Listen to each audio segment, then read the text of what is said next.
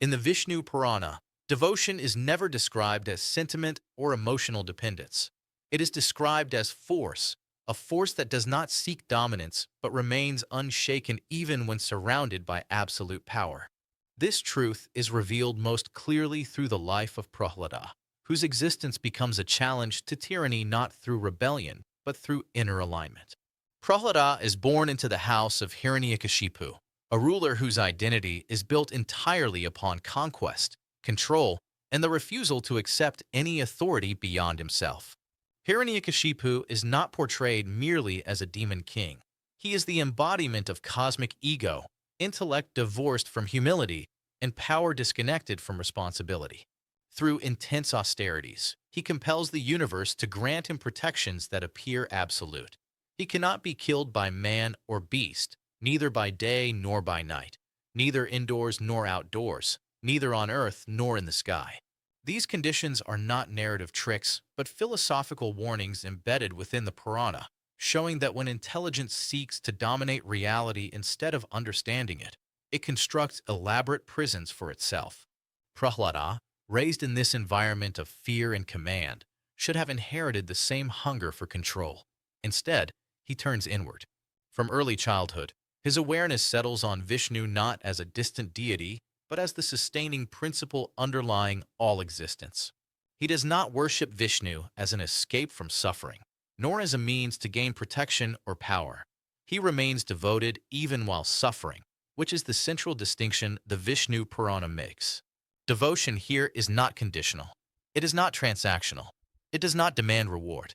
When Hiranyakashipu discovers his son speaking of Vishnu as the source of all power, he interprets it as betrayal.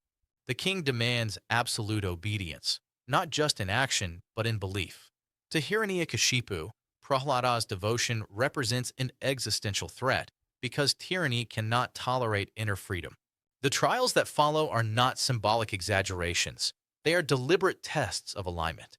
Prahlada is poisoned, thrown into fire, trampled by elephants, drowned in waters, and attacked through multiple forms of violence.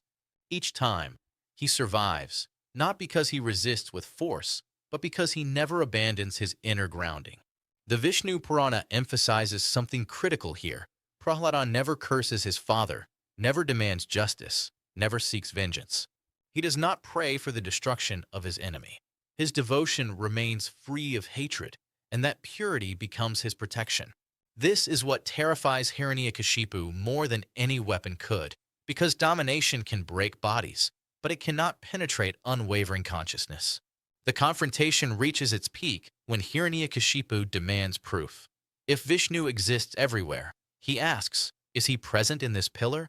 Prahlada answers without hesitation, yes. That single word is the axis on which the entire episode turns. When the pillar is struck and Narasimha emerges, the Vishnu Purana does not describe this as divine rage or emotional retaliation. Narasimha appears because the universe itself can no longer tolerate imbalance. This is not anger, it is correction.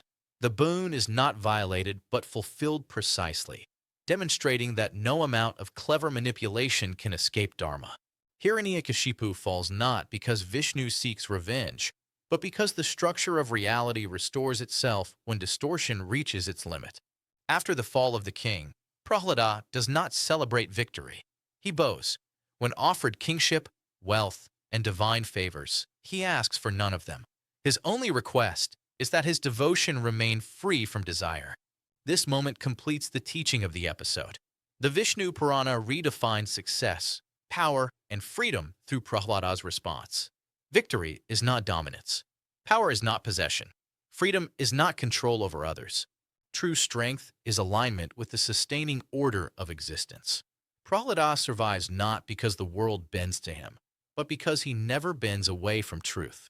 Through this story, the Vishnu Purana establishes Bhakti not as ritual or emotion, but as an unbreakable force of consciousness capable of surviving even absolute tyranny.